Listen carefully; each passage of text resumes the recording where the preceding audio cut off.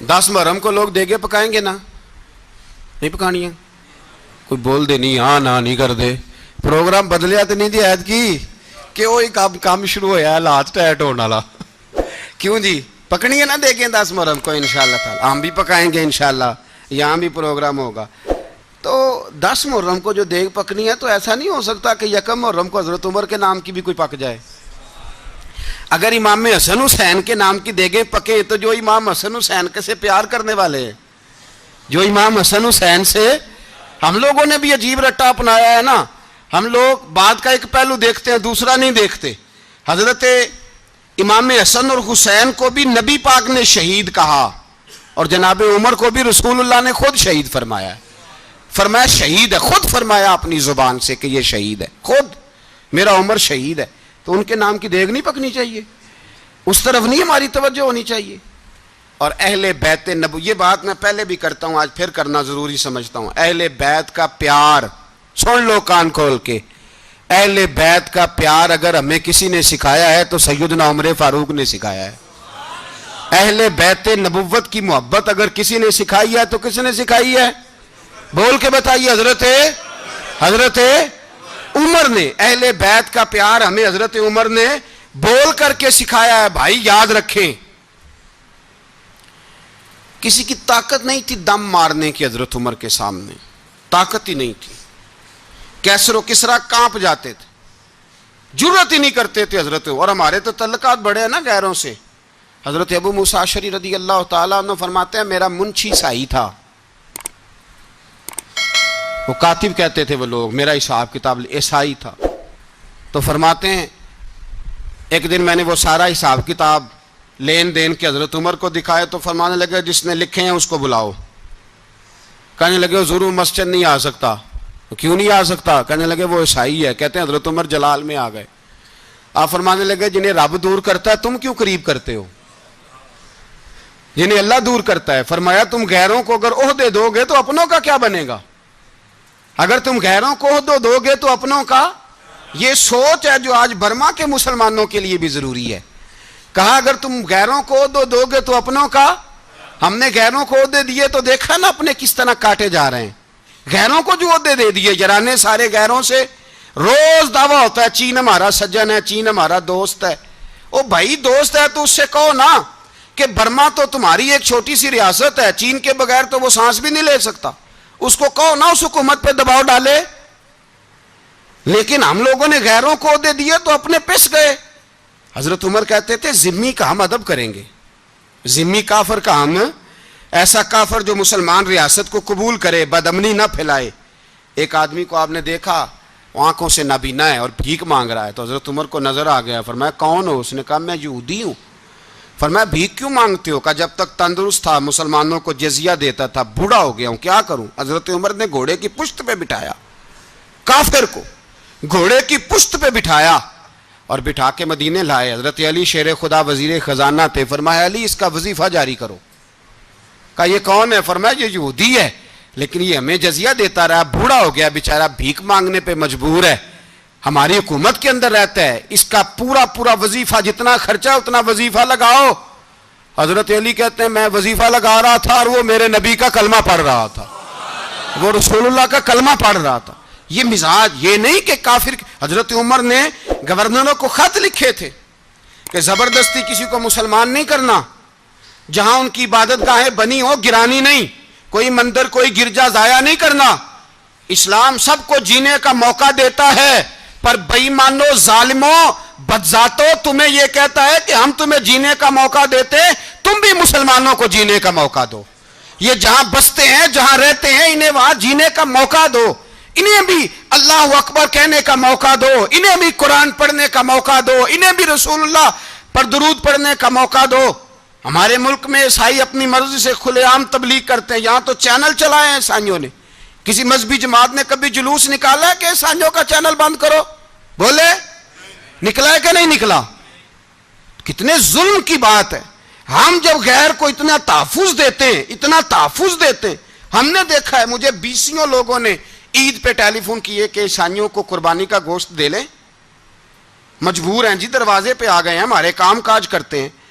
बीसियों लोग, आम आदमी के दिल में इनका इतना जज्बा है, वो मसाइल का बयान करना एक अलग बात, लेकिन हमारे दिल काफर के हक में भी नरम हो जाते हैं। तुम किस कदर ज्यादा बेईमान हो और कुफर किस कदर ज्यादा जलील हो गया है कि मुसलमान के हक में नरम होता ही नहीं। और उससे बड़े जलील वो हैं जो इन जलीलों के सपोर्टर हैं, वो किसी अरब मुल्क के हुक्मरान हो या किसी और जगह के, वो बड़े जलील है जो इन जलीलों के सपोर्टर हैं, जो बर्मा की बच्चियों के कत्ल पर अपनी हुकूमतें चमका रहे हैं।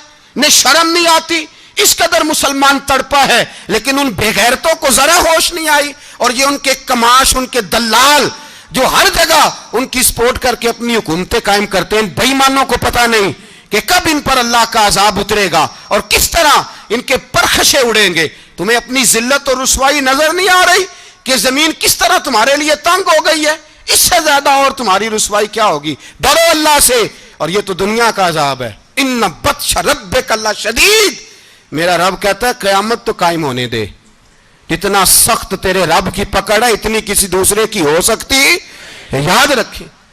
और थोड़ा एहतियात करें हम सब लोग भी, जो हम लोग आधी जुबान बोल के भी इनकी सपोर्ट करते हैं। अब शर्म आनी चाहिए हमें इन हुकूमतों की सपोर्ट करते जो मुसलमानों की लाशों के ऊपर हुकूमतें कायम करते हैं, शर्म आनी चाहिए। बहरहाल बात दूर निकल जाएगी और मैं अपने मजमून पे रहता हूं। अहले बैत का प्यार अगर सिखाया है तो जनाब उमर ने सिखाया है, रदी अल्लाह ताला अन्हो। इमाम हसन मिलने, आप यकीन करें मैं जब इस वाकया को पढ़ता हूं तो मेरा दिल झूम जाता है। मैं कहता हूं यार, डाढ़ा होना अपनी जगह पे, इश्क होना अपनी जगह पे, इंसान का बावकार होना अपनी जगह, जहां खड़े होना था वहां ये खड़े होते थे और जहां झुकना था वहां ये इन लोगों में इकबाल ने कहा था, तेरी निगाह नाज से दोनों मुराद पा गए, अकले गियाबो जुस्तजू इश्के हुजूरो इस तरह। जहां अगर आया है सामने कैसरो किसरा तो उमर जैसा दलेर कोई नहीं, अगर सामने आया ईरान का बादशाह तो उमर जैसा तगड़ा कोई नहीं, अगर आया है सामने गुस्सान का बादशाह तो उमर जैसा आदिल कोई नहीं।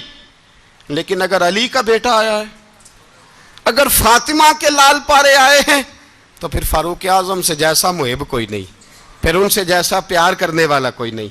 अंदर बैठे हैं जनाब उमर, अंदर तन्हाई में कुछ वजीरों से गुफ्तगू हो रही है, मीटिंगें जारी हैं। आपके बेटे मिलने आए जनाबे अब्दुल्ला इब्ने उमर, अब्बा जी मिलने आए, बात ठहरो बात कर रहा हूं, कोई ना अंदर आए। साहबजादा बाहर खड़ा है, थोड़ी देर गुजरी तो इमाम हसन भी आ गए। कौन आए? आपको अजय मिलेगा इमाम साहब का नाम लेने से, वो सरदार हैं जन्नतियों। कौन आए? सारे बोलिए, इमाम हसन, तेरी नस्ल पाक में है बच्चा बच्चा नूर का, तू है ने नूर तेरा सब घराना। इमाम हसन आए तो हजरत अब्दुल्ला इब्ने उमर को दरवाजे पे खड़े देखा, कहा अमीरुल मोमिनीन कहाँ हैं? कहने लगे हजरत उमर के बेटे। कहने लगे वो अंदर बैठे, कुछ मीटिंग हो रही है और उन्होंने कहा कोई अंदर ना आए, लेकिन आप जाना चाहें तो चले जाएं, आप जाना चाहें तो, तेरी नस्ल पाक में है बच्चा बच्चा नूर, आप जाना चाहें तो चले जाएं। तो उन्होंने कहा जब आप बाहर खड़े हैं तो मुझे कोई इतना जरूरी काम नहीं, और अभी जोर की नमाज थोड़ी देर में होगी, मैं मस्जिद में मिल लूंगा अमीरुल मोमिनीन से। ये बात कह के इमाम हसन चले गए। यार इतनी बड़ी बात नहीं थी, इतनी बड़ी बात नहीं थी। वो मेरे उस्तादों का बेटा भी आया तो कहा ठीक है जी वो सोए हुए हैं, तो कोई गर्ज नहीं यार मैं ठहर के आ जाऊंगा, कोई बड़ी बात नहीं थी। देखा जाए तो बड़ी बात नहीं थी, पर बात बहुत बड़ी थी, इसलिए कि ये खाली हसन नहीं, ये हसन इब्ने अली है, ये हजरत फातिमा के लख्ते जिगर। हजरत उमर बाहर निकले, अब्दुल्ला इब्ने उमर से पूछा कोई आया तो नहीं? तो कहा हुजूर इमाम हसन आए थे। तो कहा फिर शहजादे को अंदर क्यों नहीं भेजा? कहा मैंने कहा था। वो कहने लगे अगर अमीरुल मोमिनीन मसरूफ हैं तो मैं जोहर में मिल लूंगा। हजरत उमर रोने लगे, फरमाया बेटे तूने अच्छा नहीं किया। फिर मस्जिद नहीं गए, सीधे इमाम हसन के दरवाजे दस्तक दी। इमाम हसन बाहर आए, कहा शहजादे आए थे तो मिले क्यों नहीं? तो इमाम हसन कहने लगे हुजूर आपका अपना बेटा दरवाजे पे खड़ा था, आपका अपना बेटा दरवाजे पे खड़ा था, और मना भी किया था आपने तो मैं जोर में मिल लेता। हजरत इमाम हसन फरमाते जोशे जज्बात में जनाबे उमर ने सर से पगड़ी उतार दी, जोशे जज्बात में कहने लगे हसन میرے بیٹے کا اور آپ کا کیا مقابلہ؟ کیا اس کی ماں کا نام فاطمہ الزہرا ہے؟ کیا اس کی نانی کا نام خدیجۃ الکبریٰ ہے؟ کیا اس کے نانے کا نام محمد مصطفیٰ ہے؟ آپ کا اور اس کا کیا مقابلہ؟ پھر رو پڑے اور کہنے لگے بیٹے میں مکے کے صحراؤں میں اونٹ چرایا کرتا تھا، یہ جو میرے سر پر عزت کے بال ہیں یہ تیرے نانے کے اگائے ہوئے، میں مکے کے خبردار شہزادے خبردار۔ او بھائی، اہل بیت نبوت کے ادب کا رنگ اگر سکھایا ہے تو سیدنا عمر نے سکھایا ہے۔ حضرت عمر فاروق اتھارٹی ہے، اسلام کی اتھارٹی۔ یکم محرم حضرت عمر کی شہادت ہے۔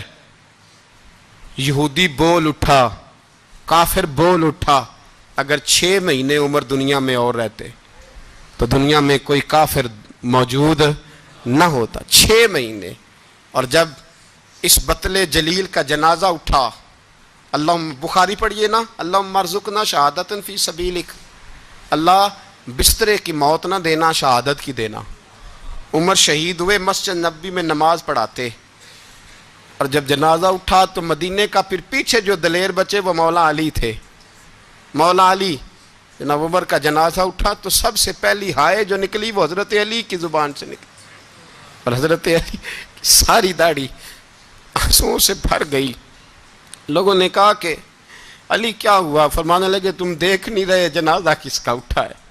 پلٹ کے دیکھو تو صحیح، پتہ نہیں یہ کون گیا ہے؟ کہ حضور کیا ہوا؟ آپ فرمانے لگے عمر اس طرح کے کام کر کے گیا ہے، اب ان کے رستوں پہ کون چلے گا؟ کون اس کے جگر راہ وفا میں نقش ایسے چھوڑ آیا ہوں، میں جس منزل سے گزرا ہوں وہ اب تک یاد کرتی ہے۔ حضرت علی حضرت عمر کے جنازے پہ کھڑے ہو کے کہتے ہیں اللہ مجھے اس طرح کے عمل کرنے کی توفیق دے جس طرح کے عمر کر کے گیا۔ میرے بھائی، بطل عزیز، بطل حریت حضرت عمر رضی اللہ تعالیٰ عنہ، جو اپنی زندگی انقلاب والی گزار کے گئے۔ عمر جب دنیا سے گئے تو 80 دینار کا قرضہ تھا، 22 لاکھ مربع میل کا حکمران، اور اپنے بیٹے سے کہنے لگے بیٹے کوشش کرنا تیرے خاندان والے مل کے میرا قرضہ اتار دے، میری قبر پہ بوجھ نہ رہے، اور اگر خاندان والے مدد نہ کریں تو میرے دوستوں سے بات کرنا، وہ مدد نہ کریں تو پھر علی سے بات کرنا۔ ان کا پیار آپس میں اتنا، اور تو اختلاف ثابت کر رہا ہے۔ 80 دینار کا قرضہ چھوڑ کر حضرت عمر دنیا سے گئے، اور جاتی دفعہ کہہ گئے میرے بعد میرے بچوں کو حکومت کے مشورے میں بھی شامل نہ کرنا، حکومت کے مشورے میں بھی میری اولاد شامل نہ ہو۔ اتنا بڑا شخص اتنا بڑا رنگ دے کے یکم محرم کو جب عمر فاروق کا وصال ہوا تو بیٹے سے کہنے لگے اماں عائشہ سے جا کے کہو میرا بھی نبی پاک کے روضے میں دفن ہونے کو دل کرتا ہے۔ ایک قبر کی جگہ ہے اماں جی نے اپنے لیے رکھی ہے، بخاری ہے بخاری۔ حضرت عائشہ کے پاس صاحبزادے گئے، کہنے لگے اماں جی عمر کو زخم لگ گیا ہے، حالت بڑی پریشانی والی ہے۔ وہ کہتے ہیں اگر اماں اجازت دیں۔ سید عائشہ رو پڑی، فرمانے لگی کہ وہ اپنی قبر کی جگہ تو نہیں نہ کسی کو دیتا، پر عمر نے کمال ہی بڑا کیا، اسے کہو جاؤ گنبد خضرا میں قیامت تک جو مصطفیٰ پہ اور ابو بکر پہ سلام پڑے گا وہ تجھ پہ بھی سلام پڑھ کے جائے گا، جاؤ میں نے جگہ دی۔ اعلیٰ حضرت فاضل بریلوی رحمۃ اللہ علیہ فرماتے ہیں وہ عمر جس کے آدھا پہ شیدہ شکر، اس خدا دوست حضرت پہ لاکھوں سلام، اس خدا دوست حضرت پہ۔ آپ یقین کریں ممبر پہ بیٹھا ہوں، حضرت عمر کا جب نام لیتا ہوں تو میرے وجود کے رونگٹے کھڑے ہو جاتے ہیں۔ حضرت عمر کی زندگی جب پڑھتا ہوں تو لگتا ہے خدایا ایسے شخص بھی دنیا میں آئے، ایسے لوگ بھی دنیا میں ہو کر گزرے، ایسا شخص بھی آیا جس نے دنیا ساری اسلام کی گرویدہ کر دی، اور وقت آیا تو چرواہوں سے معافیاں مانگ مانگ کے کہا کہ دیکھنا عمر کے بارے میں دل میں بات کوئی نہ رکھنا۔ اسی لیے قرآن نے کہا ان الذین آمنوا وعملوا الصالحات اولئک ھم خیر البریہ، فرمایا جو ایمان لانے کے بعد اچھے عمل کرے سب سے بہتر وہی ہے۔ دعا ہے اللہ ہماری نسل کو حضرت عمر کے نقش قدم کا مسافر بنائے۔